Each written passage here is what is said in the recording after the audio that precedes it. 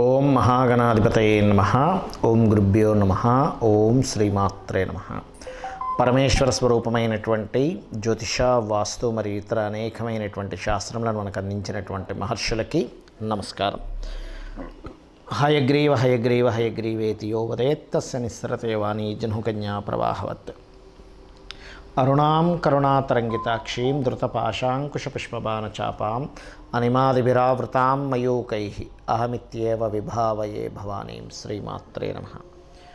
ప్రేక్షకులకి ఆ లలితాంబిక అమ్మవారి యొక్క అనుగ్రహము మరియు ఆ పితృదేవతల యొక్క అనుగ్రహం పరిపూర్ణంగా కలగాలని మనస్ఫూర్తిగా కోరుకుంటూ మనం ఈరోజు 2024 సంవత్సరంలో ప్రధానంగా శని యొక్క సంచారం వల్ల ద్వాదశ రాశుల వారు ఎటువంటి జాగ్రత్తలు తీసుకోవాలి, అదేవిధంగా రాహు ప్రధానంగా మనకి మీనరాశిలో సంచరిస్తున్నందుకు కూడా ఎటువంటి జాగ్రత్తలు తీసుకోవాలి, కేతు కన్యారాశిలో సంచరిస్తున్నందుకు ఏ జాగ్రత్తలు తీసుకోవాలి అనే ముఖ్యమైనటువంటి అంశాలు, ముఖ్యంగా శని, అదేవిధంగా ఈ 3 గ్రహాల ప్రభావం ఈ 2024 మీద ఎటువంటి ప్రభావం చూపించబోతుంది దేశవ్యాప్తంగా అనేటువంటి విషయాలు మనం తెలుసుకుందాం.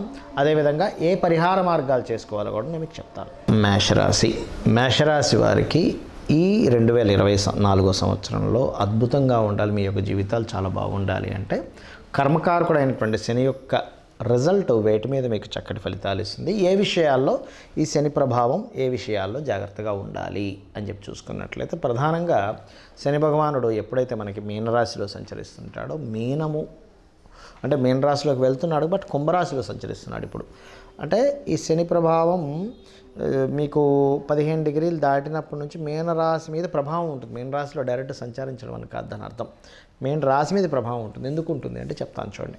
ఇక్కడ పర్టికులర్గా మీనరాశి ప్రభావం కూడా శనికి ఉంటుంది. బికాజ్ ఆఫ్ శని మీనరాశి వారికి ఏలినాటి శని ఇస్తున్నాడు. ఒకటి, శని సంచరిస్తున్న నక్షత్రం రాహు నక్షత్రం ఏదైతుందో ఈ రాహు వెళ్ళి మీనం మీద ఉన్నాడు, అందుకని మీన ప్రభావం కూడా వస్తుందని నా ఉద్దేశం. అంతే, రైట్. ఇక మేషం వారికి ముఖ్యంగా చూసుకున్నట్లయితే మీకు ఈ ఇన్వెస్ట్మెంట్స్ రిలేటెడ్ సంబంధించినటువంటి విషయంలో ముఖ్యంగా జాగ్రత్తగా ఉండాలి, గుర్తుపెట్టుకోండి. శని ప్రభావం మేషానికి ఇన్వెస్ట్మెంట్ రిలేటెడ్ సంబంధించిన విషయాల్లో చూపిస్తుంది. ఇది చాలా కేర్గా తీసుకోవాల్సిన అంశం. అలాగే ఇంకోటి ఏంటంటే ఈ గ్రహం ప్రధానంగా ప్రాపర్టీ రిలేటెడ్ సంబంధించినవి తీసుకునేటప్పుడు అందులో ప్రధానంగా అప్పు చేసి ప్రాపర్టీ తీసుకోకండి. ఎందుకంటే ఇక్కడ కేతు 6లో ఉన్నందుకు ఈ శని ప్రభావం అప్పు చేసి తీసుకోవడం వల్ల ఇబ్బంది ఇస్తుంది. అదేవిధంగా సంతాన సంబంధించినటువంటి విషయంలో గురువు యొక్క పాజిటివిటీ ఉంది కాబట్టి మే వరకు నో ప్రాబ్లం. మే తర్వాత మాత్రం సంతాన సంబంధించిన విషయంలో నిర్ణయాల విషయాల్లో జాగ్రత్తగా ఉండండి. బికాజ్ ఆఫ్ ఇక్కడ డబుల్ ట్రాన్సిట్ అనేటువంటిది ఉంది. ఏది, గురువు శని ఇద్దరు పంచమాన్ని చూస్తున్నారు కాబట్టి మే వరకు సంతాన సంబంధించిన విషయాల్లో, రాజకీయ సంబంధించిన విషయాల్లో అద్భుతంగా ఉంది జనవరి 1 నుంచి. కాకపోతే ఈ మే దాటితే వృషభంలోకి వెళ్ళిపోతాడు కాబట్టి అక్కడ కొంచెం జాగ్రత్తగా ఉండాలి. మరి ఈ శని పాజిటివ్ కూడా ఇస్తాడు కదండి, ఎందుకంటే అన్నీ నెగిటివే అని కాదు, ఎందుకంటే లాభశని మీకు ముఖ్యంగా మేషం వారికి. So what is the positive అంటే ధనయోగాన్ని ఇస్తాడు. వివాహం ఎప్పటి నుంచో అవ్వటం లేదండి, వివాహం అసలు అవుతుందా లేదా అనేటువంటి కన్ఫ్యూజన్లో ఉన్నటువంటి మీకు ఆ యొక్క కన్ఫ్యూజన్స్ని చాలా మటుకు తగ్గిస్తాడు. ఇది గుర్తుపెట్టుకోండి. అయితే 6లో ఉన్న కేతువుని శని నుంచి అష్టమంలో ఉన్నాడు కేతువు కాబట్టి అప్పులు ఇవ్వడం సర్వసాధారణంగానే మేషరాశిలో జన్మించాము, మేష లగ్నంలో జన్మించామంటేనే వాళ్ళకి పర్టికులర్గా వాళ్ళకుండే కర్మ దేంతో లింకప్ అయి ఉంటుందంటే, ఒక 4 డబ్బులు ఉన్నప్పుడు ఏం చేస్తారంటే మేషం వారు ఎవరికైనా అప్పు ఇచ్చి ఎంతో కొంత వడ్డీ తెచ్చుకొని దాన్ని కొంచెం ఇంప్రూవ్ చేసుకొని ఫ్యామిలీని ఏదో అభివృద్ధి పరుచుకుందాం అనుకుంటారు. ఇక్కడే వీళ్ళకి దెబ్బ పడుతుంది, ఎందుకంటే బుధుడికి 3, 6 ఆధిపత్యం ఉంది కాబట్టి పర్టికులర్గా కేతు 6 స్థానంలో, అది కూడా శని నుంచి అష్టమంలో సంచరిస్తున్నాడు కాబట్టి ఈ యొక్క విషయాల్లో కాస్త జాగ్రత్త వహించాలి. ఇది ముఖ్యంగా గుర్తుపెట్టుకోండి. ఇప్పటివరకు మనం మీ రాశి వారికి ఏ జాగ్రత్తలు తీసుకోవాలో చెప్పాను. ఇప్పుడు కాలంలో ఈ యొక్క గ్రహాల యొక్క ప్రభావం కాలం మీద ఎటువంటి ప్రభావం చూపిస్తుంది అని చెప్పి చూసుకున్నట్లయితే ప్రధానంగా శని భగవానుడు మనకి శాస్త్రాల్లో బృహత్పరాశర హోరా శాస్త్రంలో కానీ వీటిల్లో చెప్పినటువంటి అంశం ఏమిటి అంటే, శని భగవానుడు కనుక ప్రధానంగా ఎప్పుడైనా కానీ గుర్తుపెట్టుకోండి, ఈ యొక్క కుంభరాశుల్లో సంచరించేటప్పుడు అందులోని కుంభములో శతభిష నక్షత్రం ఉంటుంది, పూర్వాభాద్ర నక్షత్రం ఉంటుంది.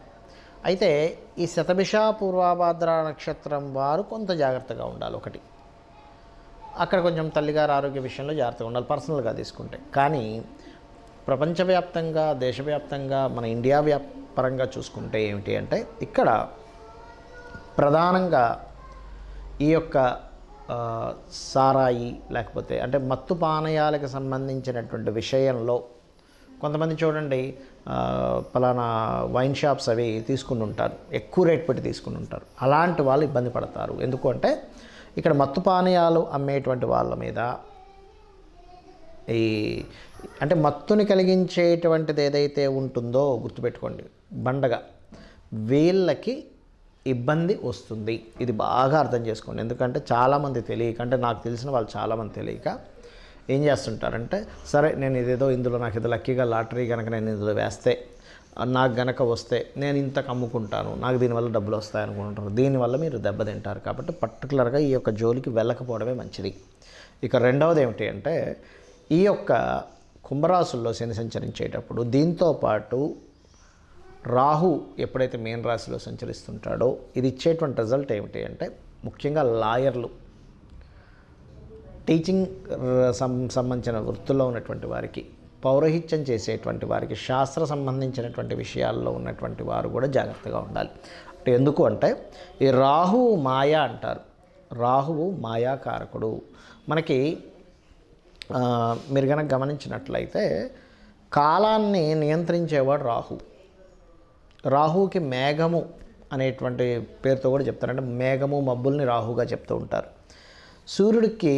సూర్యుడి యొక్క కిరణాలని కొంతసేపు ఆపేటువంటి శక్తి, అంటే భూమి మీదకి రాకుండా ఆపేటువంటి శక్తి మేఘాలకి ఉంటాయి. ఎందుకంటే మేఘం చూడండి మొత్తం దట్టంగా మేఘాలు అలుముకున్నాయనుకోండి, సూర్యకిరణాలు కూడా రావు, అంటే కొంత లైటింగ్ మాత్రమే వస్తుంది. అందుకే మనకి రామాయణ మహాభారతాల్లో కూడా మేఘనాథుడు, రావణాసురుడు యొక్క తమ్ముడు మేఘనాథుడు ఒకరోజు విజృంభిస్తుంటే అంతటి బలపరాక్రములైనటువంటి దైవస్వరూపం, రుద్రస్వరూపుడైనటువంటి ఆంజనేయ స్వామి కూడా ఈరోజు మనది కాదు, ఈరోజు మనం ఇక్కడి నుంచి వెళ్ళిపోదాం అని చెప్పని అతను అక్కడి నుంచి వైదొలగడం జరుగుతుంది. రేపు వద్దాం కావాలంటే యుద్ధానికి, కానీ ఈరోజు అతనిది ఈరోజు. అంటే ఏమిటి, ఆ మేఘనాథుడు కాలానికి కారకుడు, మేఘములకు కారకుడు ఎవరు అంటే రాహు యొక్క ప్రభావం ఎక్కువగా ఉన్నప్పుడు పర్టికులర్గా ఈ లాయర్లు కానీ, ఈ యొక్క జడ్జిలు కానీ, కన్సల్టెన్సీ సెంటర్స్ నడిపేటువంటి వారు కానీ, పౌరహిత్య వృత్తుల్లో ఉన్నటువంటి వారు కానీ వీరి మీద అనవసరమైనటువంటి ఇబ్బందికరమైనటువంటి వాతావరణం వస్తే ఇబ్బంది పెడుతుంది. ఇది గుర్తుపెట్టుకోండి.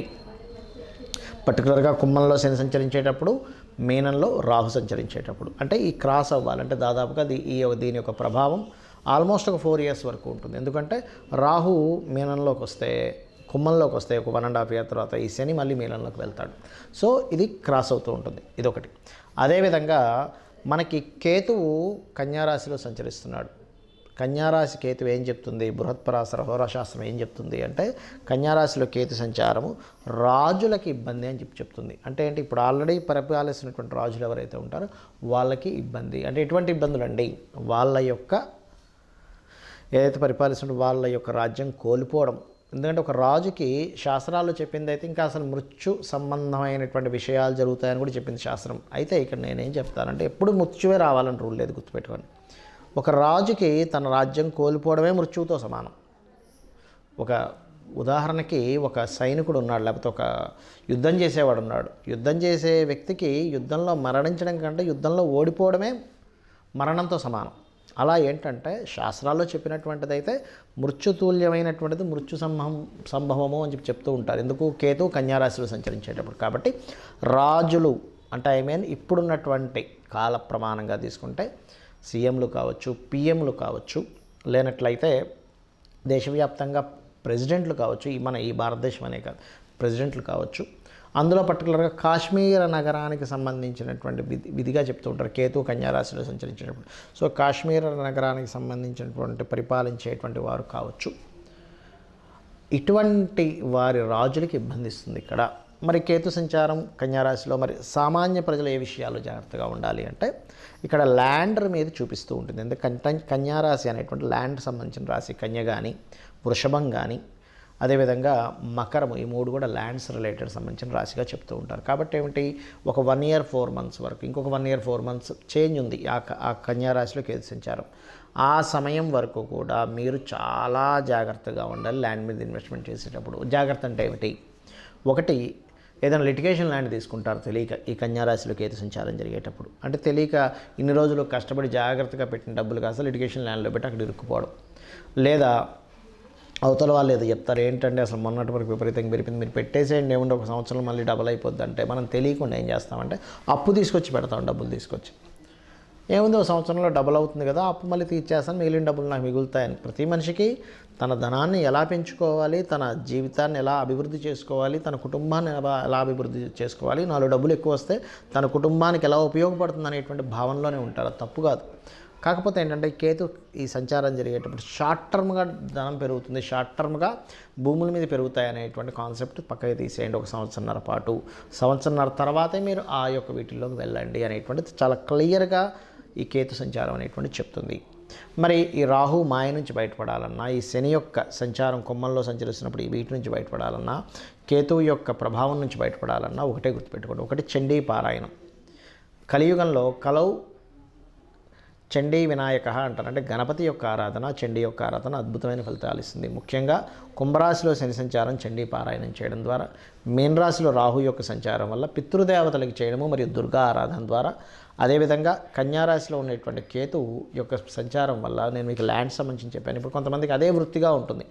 అంటే అలాగా వ్యవసాయం చేసే రైతులకి ల్యాండ్ మీదే పని ఉంటుంది, రియల్ ఎస్టేట్ వాళ్ళకి ల్యాండ్తోనే పని ఉంటుంది. రియల్ ఎస్టేట్ కంపెనీయే డైరెక్ట్ అక్కర్లేదు, చిన్న చిన్న వాళ్ళు ఉంటారు మీడియేటింగ్ చేసేటువంటి వాళ్ళు నెలకు 1-2 ప్లాట్లు అమ్ముకొని వాళ్ళ జీవితాన్ని సాగించుకుంటూ ఉంటారు.